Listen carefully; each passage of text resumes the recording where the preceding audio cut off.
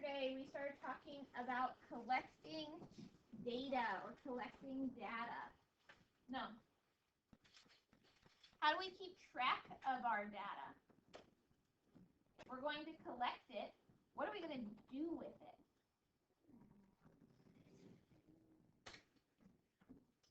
How would I keep track of it? Rylan?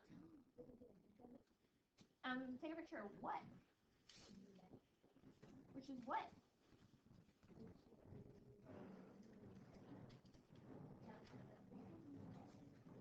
If I'm asking people, am I just taking a picture of people that I talk to? How am I going to keep track of my data? Okay, how?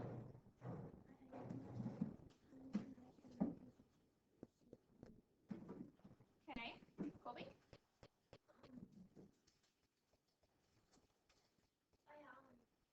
If there was a main topic and four options, let's say the topic was food, for breakfast, dessert, dinner, or lunch. If let's say there was 6 people going for that, you could like make a section and put 6 times in it.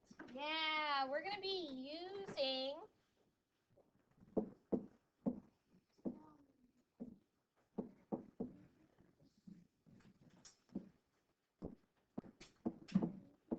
tally marks.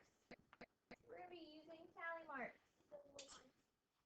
Remember, we talked about this yesterday.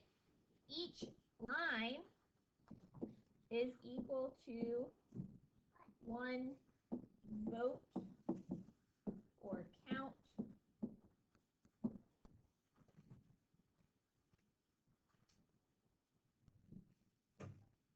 Let's go. We've gone 10 minutes.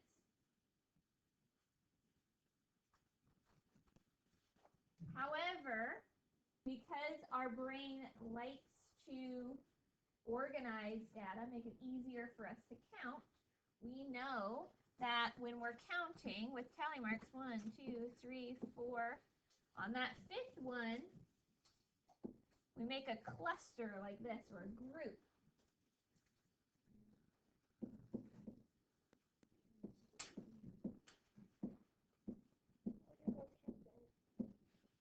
We only make groups in 5s. Even though 10s are easy to count, 2s are easy to count, 20s can be easy to count. When we're using tally marks, we are either using them individually, as equal to 1, or we make groups of 5. Colby?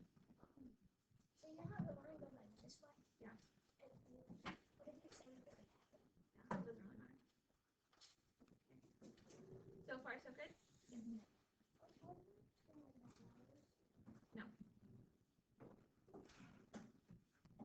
Okay. Yesterday, you got a blank chart. If you were in class, you picked your foods. Yep, Tegan's got it. If you were with Miss Thomas, you just glued it in. So go find that chart that you glued in. Yeah, you gotta fix that, because that's not anything that I asked you to do. Wait, what? Get everything, and maybe follow directions. All right, so those of you who were here yesterday, we came up with a topic. Our topic was a specific food group. It could have been breakfast foods, or snack foods, or dessert foods.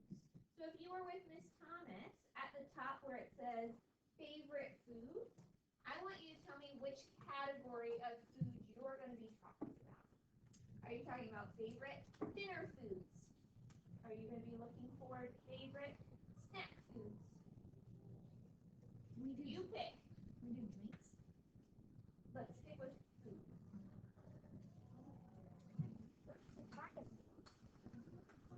So I've got some pretend data on the board. This is the same chart we looked at yesterday about what kind of books people like to read. We looked at some things that we noticed. Look at the second question. It says, how many people voted? How could I figure out how many total people voted on my survey, or in how many people's responses did I get when I was looking to collect this data? Kinsey, how could I figure that out? You can count them all together. I'm going to count them all together. Go ahead and count all of your responses, and at the bottom, underneath your chart somewhere, I want you to write total and how many people you asked. It might be different for each person. Some of you might have gotten to see more people or less people, it's fine. But knowing the total is important.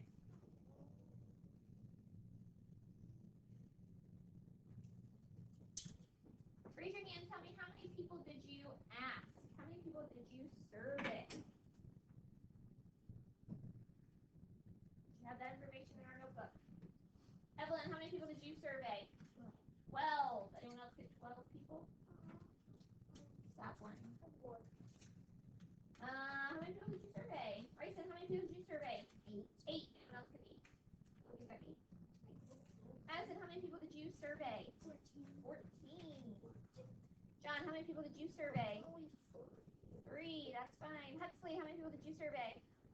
11. Nice. Hayden, how many people did you survey? 16. Nice. Macklin, how many people did you survey? 10. Heidi, how many people did you survey? 11. Mackenzie, how many people did you survey? 7. Rylan, how many people did you survey? 8. Gio, stop talking. How many people did you survey?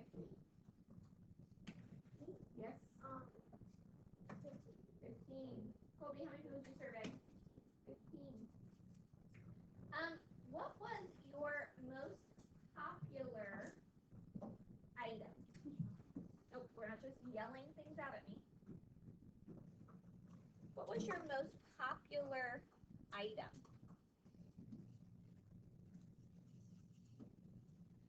It's going to vary from person to person. Tegan, what was your most popular item? Ice cream cake. Ice cream cake was Tegan's most popular item. Kinsey, what was your most popular item? I tied between eggs and pasta. Ooh, a tie. Interesting. Hayden, what was your most popular item? Ooh. Heidi, what was your most popular item? Strawberry milkshakes. Interesting. Jayla, what was your most popular item?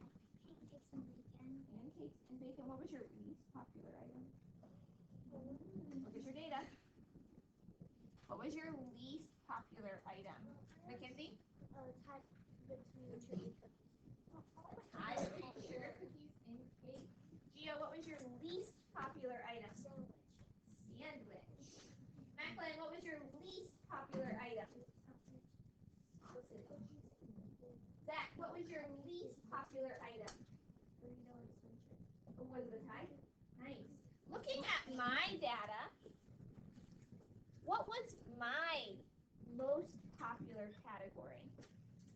Looking at my data, what was my most popular category? Turn around. John? Stories about children. Yep, and I'm going to count how many I had. I had 5, 10, 15, 16, 17, 18. So my most popular category, I had 18 votes for stories about children. What was my least popular category? Bryson? Animals. Yeah, books about animals. I had 5, 6, 7. That second question, look at your paper. That second question, it says, what is the difference between the most popular and least popular? Circle that word difference. You're fine. Circle that word difference. Remember that word difference. We're talking about the distance between those two numbers. So for me, I need to figure out on my number line, what is the distance between my least popular, which had 7 votes, and my most popular, which had 18 votes. Draw a number line. Put your least number of votes on one side then your most number of votes on the other side. Your least and your most is a tie? Yes, Then it's the same number. So your least and your most should be two different numbers. John, what? mine's 3. Okay, And they were all the same. that's fine. Find the distance between those two numbers. We have to hop on. I don't care what you hop by. Figure it out. Find your distance. For me, I'm going to jump till 10. And then I'm going to jump to 8.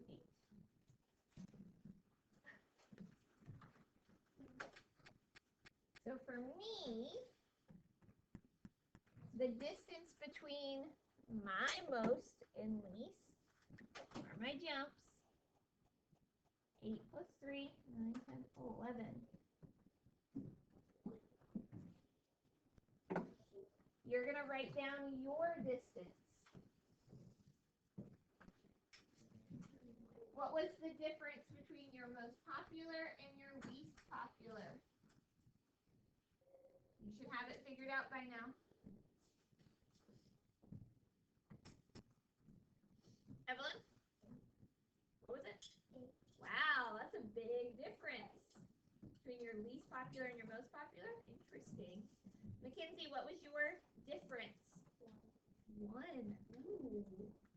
So it's pretty close in yours. Madison, what was your difference? 1. 1. So yours was pretty close. Kaden, what was your difference? 3. 3. Zach, what was your difference? 3. 3. Brayson, what was your difference? 2. Becca, what was your difference? 5. Heidi, what was your difference? 6.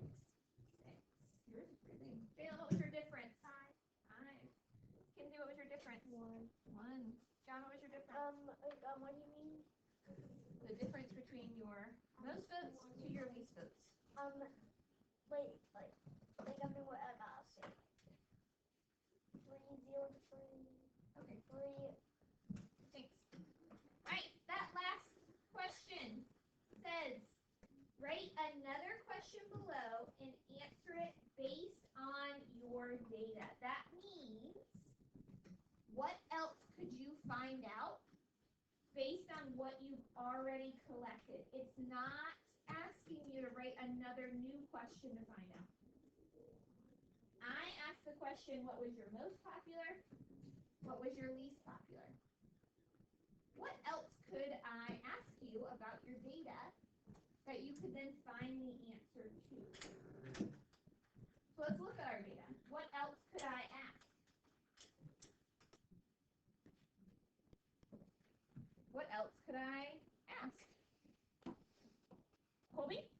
My least popular had 0 votes, so you could ask not a lot of people like voted. That's not a question. What could I ask? I can't ask what's the least popular because that's what I already asked. But what else could I ask? Sit up. Heidi, what else could I ask? You could ask what's the most popular. I already asked that question. Those are the 2 questions I asked. What else could I ask? Yeah? In the second place. I could ask what was the second most popular. Sure. Evelyn, what else could I ask?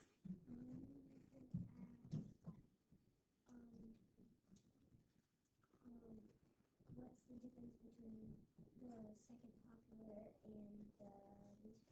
Sure. I could ask what's the difference between and put in 2 different categories. Sure. Could I say, how many more people like sports books more than animal books? Could you find that out by my data? Yeah, you could answer that with my data. Okay, then what else could I ask? How many options there are? Sure. Write a question that can be answered by the data that you collected. Colby, what? Okay.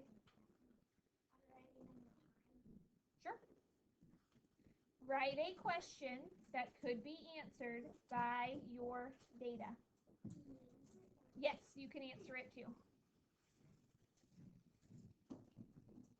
We have to answer it. Yes, that's why I said that, and that's why it's printed on that page.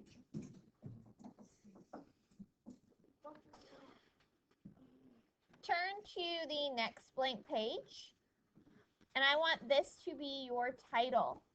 It says, how can I organize my data? If you have room underneath the page that we already started on, that's fine too. How can I organize my data so it's easier to read? How can I organize my data so it's easier to read?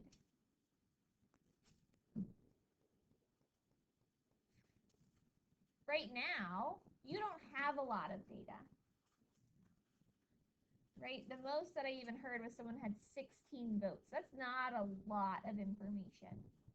But imagine, remember we talked about people collecting data for sports teams. Right? If you had to collect all that data for a professional sports team, that would be a lot of information. So you would need to organize it so that it was easier for you to read. It gets harder if you have pages and pages and pages of tally marks. So what could I do? We might collect it with tally marks, just like we did today. But then what would I do with it? Like, imagine you are head of the Chicago Bears. The Bears. And you have all this data, you have all these tally marks. How could you organize it to make it easier to read? Evelyn?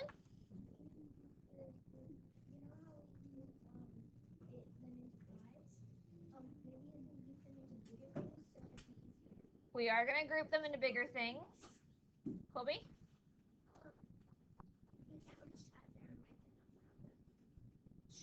Sure. Kaden? Okay.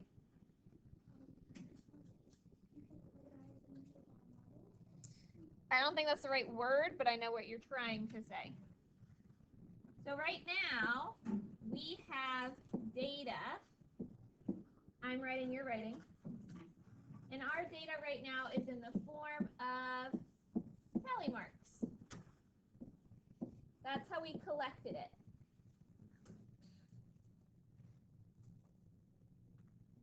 But if we're head of the Chicago Bears and we've got like 1,000 tally marks, that's going to be really hard for us to look at.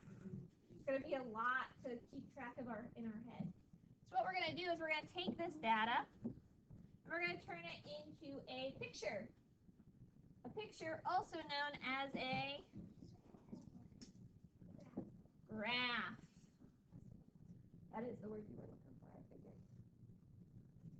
I'm writing, you're writing. Graph. There's a couple different graphs. You've seen them, I am sure. The one Kaden was thinking about is called a bar graph. We've made one of those before. We've seen one of those before. It is made up of, plot twist, bars. How crazy. I know, it does make sense. We're writing. I'm not really sure what you're doing. The second graph that we're going to look at that we've also seen is called a pictograph. We've seen those. We've made those. Got some pictures involved. There's something floating on the back of my foot. I'm sorry. Another type of graph you might have seen before is called a pie chart. looks like a circle. Zach, what? That's not a graph. What? Mhm.